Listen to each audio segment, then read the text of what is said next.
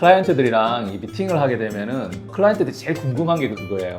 어떻게 하면 리모델링 했는데 물이 안 새느냐, 그걸 꼭 물어보세요. 그래서 건축주들이 건물을 임차를 주잖아요. 임차인들이 이렇게 물이 새면은 항상 건축주들한테 연락을 하게 되세요. 건축주들이 그 전화를 받을 때마다 엄청 스트레스라고 정말 힘들다, 그런 부분들을 저희한테 이야기를 많이 하세요.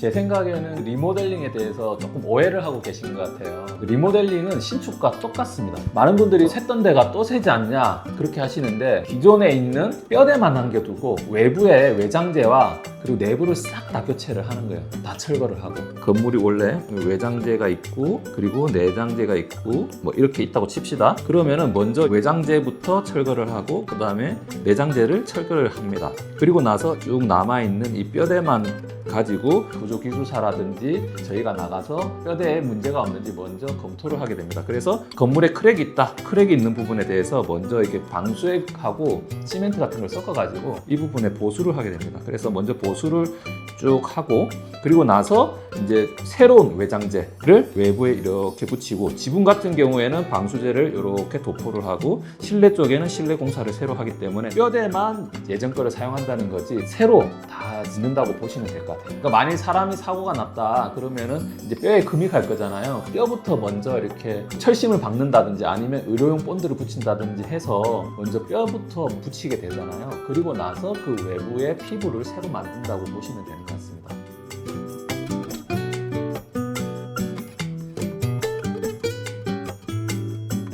그럼요. 당연히 안 새게 되고 물이 새는 거에 대해서 걱정을 하실 필요가 없습니다. 설계적으로 가장 중요한 포인트는 일단 물이 고이지 않아야겠죠. 그래서 물이 배수가 잘 될 수 있도록 경사 구배를 잘 주고, 그리고 적절한 위치에 물이 잘 빠질 수 있도록 드레인이라고 해서 배수구를 잘 배치를 하는 것들이 가장 중요한 설계의 포인트가 되겠습니다. 그래서 예시로 말씀드리면 지붕에 가장 많이 적용되어 있는 게 경사지붕하고 평지붕이잖아요.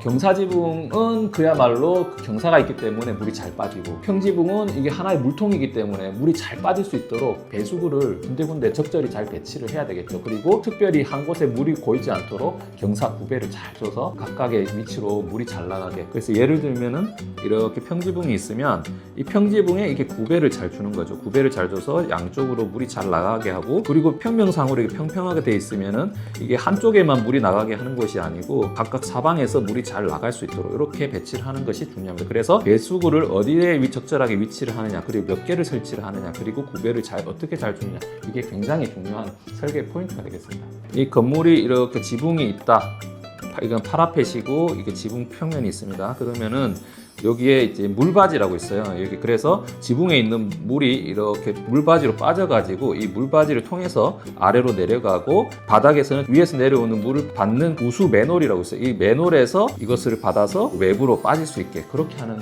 그 설계를 하는 것이 가장 중요합니다. 두 번째로는 이제 지붕에 물이 떨어졌을 경우에, 특히 파라펫에 물이 떨어졌을 경우에 두겁이라고 이게 만들어줍니다. 이 두겁의 기능이 건물의 안으로 물이 들어가지 않도록 하는 기능인데, 두겁도 이게 그냥 이렇게 평평하게 만드는 것이 아니고 이거를 갖다가 살짝 이렇게 경사를 줘요. 경사를 줘서 건물 안쪽으로 모으게 하는 방법이 있고, 그리고 외부로 기본적으로 한 30mm 정도 튀어나가게 하는데, 이 30mm 이상 튀어나가게 해가지고 쉽게 이야기하면 처마를 만드는 거죠. 처마를 만들어서 물이 바깥으로 이렇게 떨어지게 하는데 건물에 바로 닿지 않도록 하는 것이 그 주요 포인트가 되겠습니다. 설계상에서. 왜냐하면 이게 두겁을 튀어나오게 하는 이유가 지붕 위에 먼지가 이렇게 쌓이게 되잖아요. 그러면은 이게 비가 오면서 이 먼지랑 섞여가지고 이 건물을 이렇게 타고 물이 흐르게 됩니다. 그러면은 이 타고 흐른 물이 오염이 돼 있잖아요. 오염 때문에 건물이 또 더러워지게 돼요. 그런 더러워지는 것들을 방지하기 위해서 이 파라펫이나 두겁을 이용해서 이 건물이 조금 더 튀어나가게 해가지고 외벽에 먼지가 오염되지 않도록 하는 그 처리 방식이 저희가 설계에서 주요하게 신경 쓰는 부분입니다. 두겁까지는 면적에 들어가지 않습니다. 그리고 참고적으로 말씀드리면은 캐노피라고 있잖아요. 건물의 외벽의 중심선에서 1m까지는 건물이 이게 차량으로 튀어나가 있어도 건축 면적에 산정되지가 않습니다.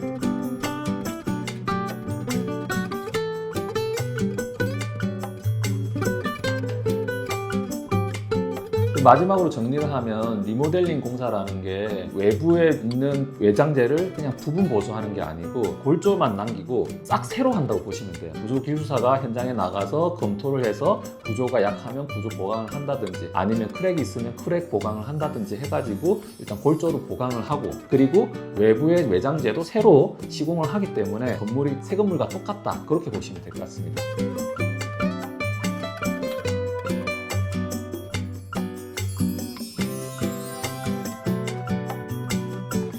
비용은 사실은 정확하게 말씀드리면 골조 공사비를 아끼는 거다, 그렇게 보시면 될 것 같습니다. 철근이라든지 콘크리트라든지 이제 그런 부분들은 비용을 아끼는 거고, 그 이외에 외장재를 붙인다든지 그다음 실내 인테리어를 한다든지 이런 부분들은 공사비를 산정을 해야겠죠. 리모델링은 토목 공사 비용도 조금 절약할 수 있다. 왜냐하면 기존에 있는 그런 외부를 이용을 하고, 사실은 토목도 외부에 마감재 같은 게 있잖아요. 그 마감재만 살짝 더 씌운다고 보시면 될 것 같습니다. 결국에는 그 리모델링을 하더라도 전혀 그 물 새는 거에 대해서 걱정하실 필요는 없고 신축과 똑같다고 보시면 될 것 같습니다.